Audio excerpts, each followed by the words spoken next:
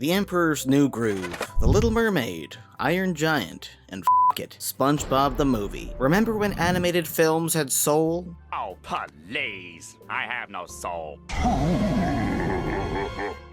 Well, the day the Earth blew up has ya. But just before I get into why, drop a comment below if you want to see 2D animation make a comeback. Let's get this video picked up by the algorithm so more people can see this in theaters. The movie deserves to succeed, and maybe, just maybe, we can help free Coyote vs. Acme from getting deleted from existence by WB. Hey guys, Papa Boone here, your friendly neighborhood animation boomer tuber. Now, I know many of you are too young to remember a time when animated movies weren't exclusively 3D or live action, as Disney likes to call the Lion King remake. In spite of being on the list of highest grossing animated films, a moment of silence for its overly worked CGI artists. But in all seriousness, as a 31-year-old fossil who fondly remembers the day when animated films were made out of sheer passion, movies like Atlantis and Treasure Planet, crafted by two men with a dream. Sadly, a dream that tragically crashed and burned at the box office, taking 2D animation down with it faster than the dinosaurs in Dinosaur 2000. However, guys, I can proudly say we are so back. After watching Looney Tunes The Day the Earth Blew Up, I genuinely feel like this could be the movie that reignites hype for 2D animation. And yes, I know that sounds like hyperbole, but hear me out for a moment.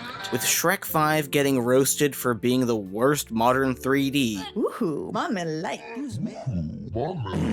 offering disgustingly clean visuals that completely missed the messy, janky charm the entire series was built on, it's not hard to imagine companies reconsidering less realistic hand-drawn animation without modern 3D subsurface scattering, especially now with the saturation of 3D being at such a high level at this point. Now, obviously not all studios, because 2D animation is still a painstaking process, but with movies like Spider-Verse pushing for that handcrafted aesthetic, there's a chance we might actually see a revival. That said, with all this hype, both from me and the fact that this is one of Warner Bros. Films to survive the Great Zaslav Purge, does it actually live up to expectations as the first hand-drawn animated film to come to theaters in ages? Alright, first things first, I just gotta say, as someone who grew up watching Looney Tunes back in action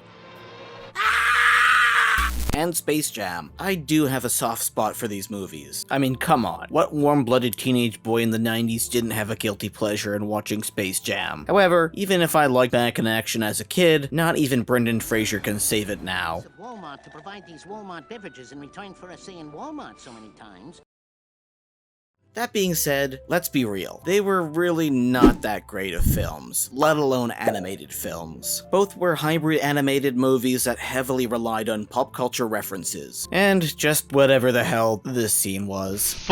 Okay. Both of these movies were so afraid to be animated and have their characters stand on their own that they had to inject real-world celebrities into them in just about every scene, tripling down on their pop culture relevance. It wasn't until Shrek came around that this level of reference-heavy satire was actually well done. So naturally, heading into watching The Day the Earth Exploded, I was fully expecting another half-hearted nostalgia bait cash grab complete with really stupid cameos from celebrities. But to my absolute surprise, the film is actually a love letter to classic Looney Tunes, without overstuffing its cast with celebrity actors, and instead adding some hilarious original new actors and characters. Hell, with the movie being centered around aliens, you'd think that Marvin the Martian would be involved. Hell, my friend even thought so. But to my absolute delight, we got some original characters. And honestly, I should have seen that coming. Not only is it written and directed by Pete Browngardt, the guy behind the internet's favorite So Stupid It's Brilliant show Chowder, a show so unserious that serious video essayists get roasted for even talking about it, but he also wrote a bunch of Looney Tunes shorts for HBO Max. Oh, and he worked on Uncle Grandpa, so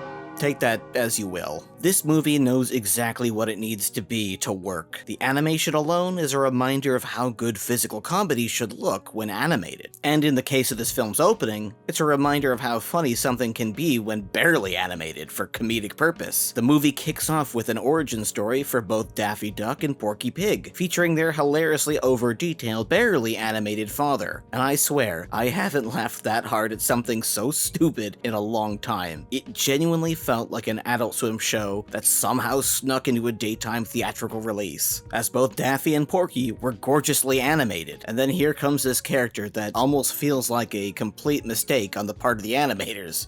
It's just too good. And that vibe carries throughout the whole movie. It's packed with humor that somehow hits for both kids and adults. You know that moment when you rewatch an old family film and suddenly catch all the weird adult jokes you definitely weren't supposed to understand as a kid? Yeah, that's the kind of comedy this film goes through the entire runtime. I swear, I have never laughed at a film so hard in my life with a group of friends. And hell, most of the film is essentially references to sci-fi horror like The Thing, The Body Snatchers, The Blob, and goddamn The Stuff, complete with nightmare imagery that's bound to terrify a whole new generation of kids the same way the brave little toaster traumatized us. If you're a fan of Smiling Friends, and let's be real, if you're watching this on my channel, you probably are, then this movie is gonna be an absolute treat. Where Smiling Friends is limited by budget, The Day the Earth Exploded goes all out in every scene. It's no surprise that Zach Hadel and Michael Cusack were heavily influenced by Looney Tunes. Hell, they even made a Looney Tunes-esque promo with the help of YouTube animator Aaron Fromm. This film is pure animation comedy at its core. Every single highly animated frame feels like a setup leading to a bigger and funnier punchline. And without spoiling anything, the title of the film itself? Yeah, it's literally just a setup for one of the funniest animated movie punchlines I've ever witnessed. Will some filmgoers leave wanting more from the story? Perhaps. But will it make you miss the days when animated movies were actually animated movies? Absolutely. At the end of the day, much like Smiling Friends, this film is a celebration of everything animation can be. Sure, it doesn't have the emotional gut punch of something like Claws, which, fun fact, made an old girlfriend of mine ugly cry in front of my entire family on Christmas Eve.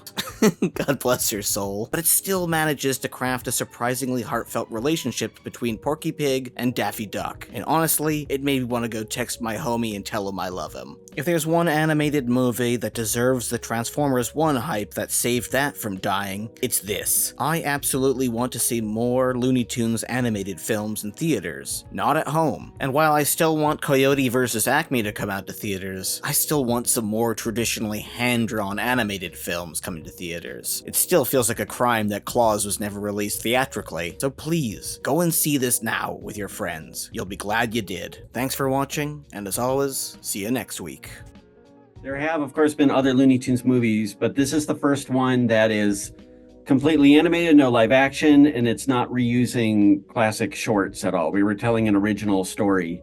And so it was picking out the right characters, the right story, and finding the right tone, and a lot of balancing act, making sure that we had enough wild humor, which is what people expect from Looney Tunes, and packing out enough jokes, but just enough heart to kind of feel like there's enough nutrition to sort of sustain, the length of the story, and trying to make sure that there was enough sort of nods to the classic 30s and 40s shorts, but then also making sure there was enough sort of modern day, nods that it felt relevant.